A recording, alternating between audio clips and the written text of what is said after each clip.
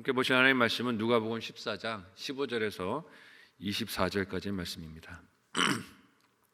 신약성경 120페이지 전으로 있습니다. 누가복음 14장 15절에서 24절까지의 말씀을 드라마 바이블로 봉독하겠습니다. 함께 먹는 사람 중에 하나가 이 말을 듣고 이르되 무릇 하나님의 나라에서 떡을 먹는 자는 복되도다.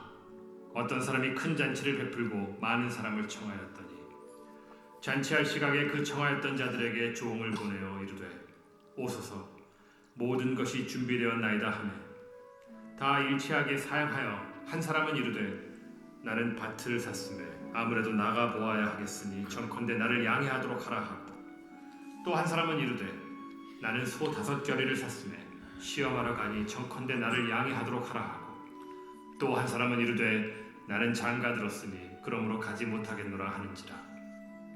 종이 돌아와 주인에게 그대로 고하니 이에 집주인이 노하여 그 종에게 이르되 빨리 시내의 거리와 골목으로 나가서 가난한 자들과 몸 불편한 자들과 맹인들과 저는 자들을 데려오라 하니라. 종이 이르되 주인이여 명하신 대로 하였으되 아직도 자리가 있나이다. 주인이 종에게 이르되 길과 산울타리가로 나가서 사람을 강권하여 데려다가 내 집을 채우라. 내가 너희에게 말하노니 전에 청하였던 그 사람들은 하나도 내 잔치를 맛보지 못하리라 하였다. 아멘. 함께 읽은 본문의 말씀을 가지고 최우선이 되어야 할 하나님의 나라라는 제목으로 말씀 나누고 기도하도록 하겠습니다. 토론토에서 교육 목사로 사역하던 시절에 담당했던 청년부 친구들을 비좁았던 저희 집 기숙사에 초청해서 식탁 교제를 나눌 때가 종종 있었습니다. 누가 시켜서 한 건 아니었고 그냥 이제 청년 사역을 하다 보니 청년 사역의 제일 중요한 부분 중에 하나가 뭐겠습니까? 뭐니 해도 먹는 거죠.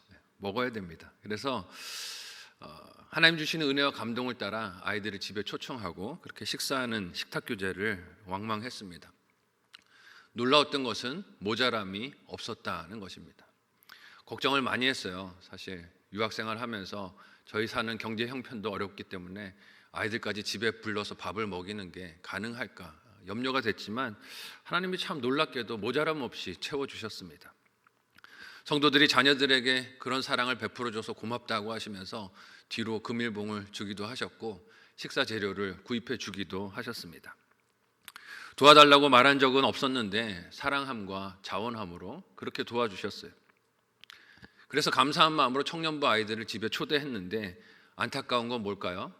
초대받은 친구들이 다 오지는 않는다는 것입니다.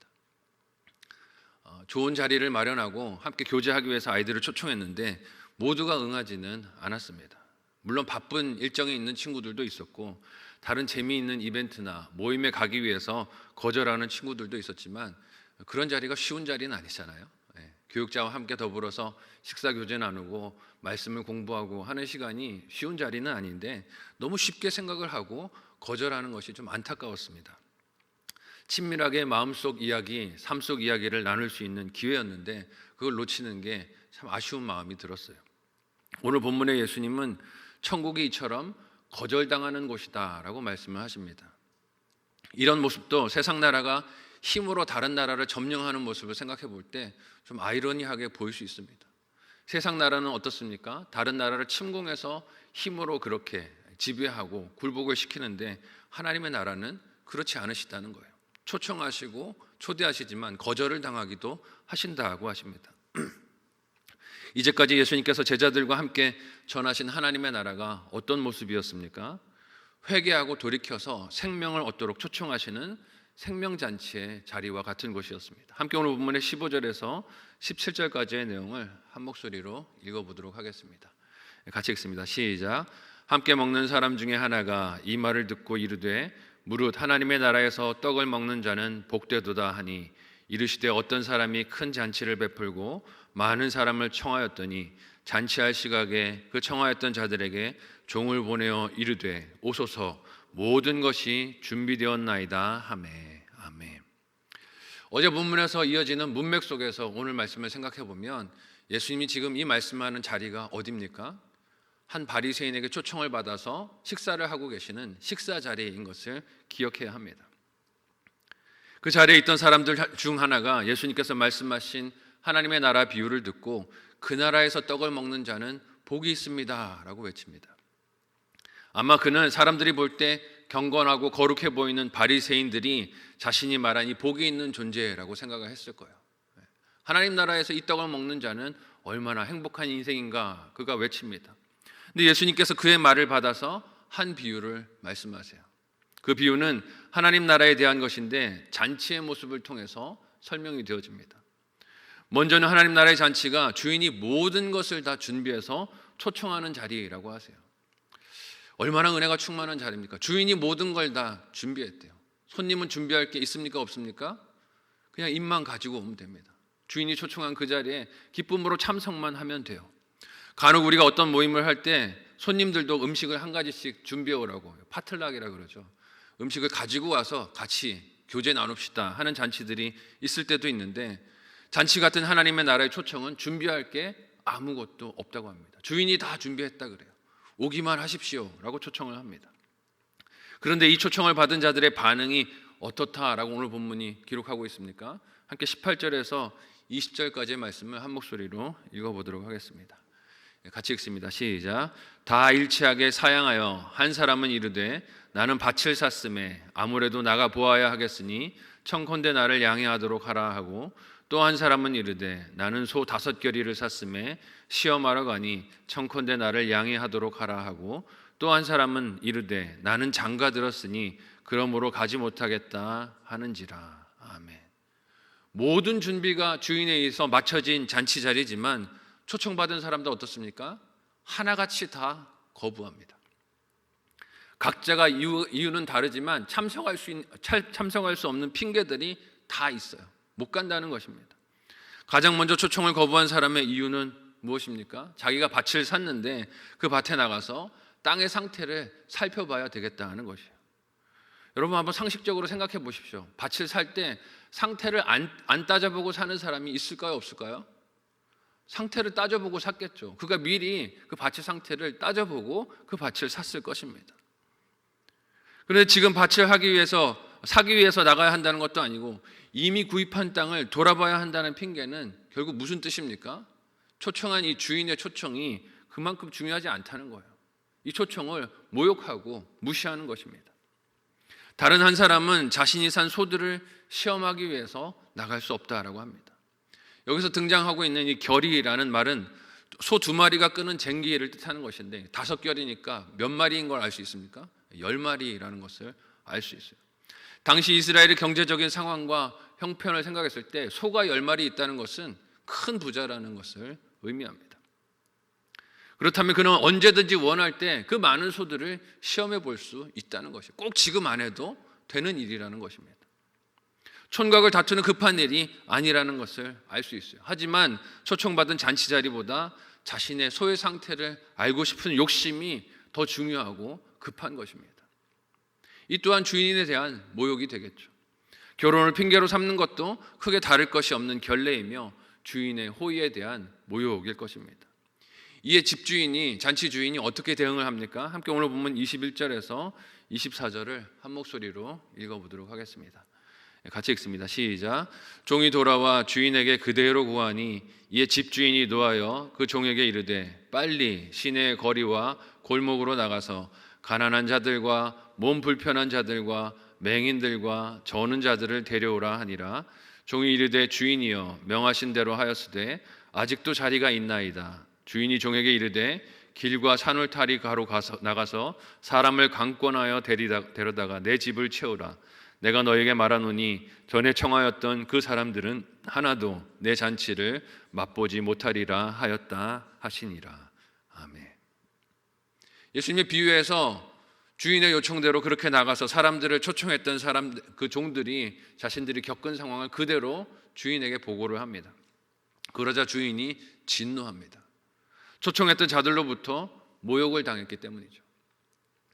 그의 초청을 거부한 사람들은 무슨 생각을 했을까요? 자신들이 편한 때 주인이 다시 잔치를 열어서 우리를 불러주겠지 기대했을까요? 아니면 혹은 그 잔치를 취소하지 않을까? 초청받은 우리가 가지 않으면 그 잔치는 없어지는 게 아닐까라고 생각을 했을까요? 하지만 주인은 어떻게 합니까? 그대로 준비한 잔치를 진행합니다. 다만 초청했던 사람들이 거절하니 그 자리를 다른 사람들을 불러서 채우도록 종들을 보냅니다. 근데 종들을 보내는 장소가 어디라고 합니까? 거리와 골목, 즉 누구든지 상관하지 말고 불러다 그 잔치 자리를 채우라고 초청을 하는 것이에요. 누구든지 보이는 대로 부를 수 있도록 잔치의 자리를 열어줍니다. 그리고 데려오라는 대상도 세상의 잔치라면 관심을 두지 않을 사람들에게 관심을 둡니다. 가난하고 병든 자들, 장애를 가진 이들, 사회 변두리로 밀려난 사람들, 소외된 사람들을 다 부르라고 합니다. 특별히 유대교 배경 속에서 이런 사람들이 잔치의 초대를 받는 것은 듣는 사람들에게 충격적인 장면이었을 것입니다. 하나님의 나라가 이런 곳이라고 하시는 말씀이 충격적이었을 거예요. 왜냐하면 유대교 전통에서 이런 사람들은 제사에 함께 할 수 없는 존재들이었기 때문입니다. 레위기 21장 17절의 말씀을 같이 한 목소리로 읽어보도록 하겠습니다. 함께 읽습니다. 시작. 아론에게 말하여 이르라. 누구든지 너의 자손 중 대대로 육체의 흠이 있는 자는 그 하나님의 음식을 드리려고 가까이 오지 못할 것이니라. 아멘. 못 온다는 거예요. 육체의 흠이 있고 장애가 있으면 하나님께 예배하는 자리에 올 수 없다고 하셨습니다. 그런데 예수님은 잔치 자리를 뭐라고 말씀하십니까? 그런 자리들도, 그런 사람들도 다 와서 그 초청에 응하게 되는 자리가 된다라고 말씀하세요. 충격적인 소식 아니겠습니까? 유대인들에게는 어떻게 그럴 수가 있는가? 하나님의 나라가 이런 곳이라고 충격으로 다가왔을 것입니다. 그런데 이런 일이 일어난 이유가 무엇입니까? 원래 초대받은 자들이 자신들의 핑계로 이를 거절했기 때문입니다. 원래 초대받은 자들이 그 잔치의 소중함을 알지 못했기 때문이에요. 그들이 참석하지 않은 잔치의 빈자리들이 이렇게 세상에서 질병과 가난과 괴로움으로 변두리에 밀려난 자들을 위하여 열린 공간이 되었습니다. 그리고 아직도 그 자리들이 채워지지 않자 주인은 종들에게 뭐라고 말합니까? 강권하여 데려다가 사람들을 그 자리에 채우라고 말씀하십니다. 사실 생각해 보십시오. 주인이 그럴 필요가 있습니까? 없습니까? 그럴 필요 없어요. 싫다 그러면 문을 닫아버리면 그만입니다. 하지만 한 사람이라도 더 그 잔치의 기쁨을 맛보게 하시려는 주인은 열심으로 사람들을 강권하여 이를 누리게 하려고 합니다. 이런 열정적인 사랑을 받는 사람들이 저와 여러분인 줄로 믿습니다. 하나님께서 우리를 이처럼 사랑하셔서 우리를 초청하시고 하나님 나라의 백성이 되도록 불러주셨어요. 하지만 이 초청을 거절한 자들을 향해서는 뭐라고 주님이 경고하십니까? 그들은 하나도 주인의 이 잔치 자리의 기쁨을 맛보지 못할 것이라고 경고하십니다. 이는 지금까지 누가복음 속에서 예수님이 행하신 이적과 가르침들을 적대하며 귀신의 분열로 모함하고 다른 표적들을 요구했던 유대인들을 향한 경고의 말씀이기도 할 것입니다.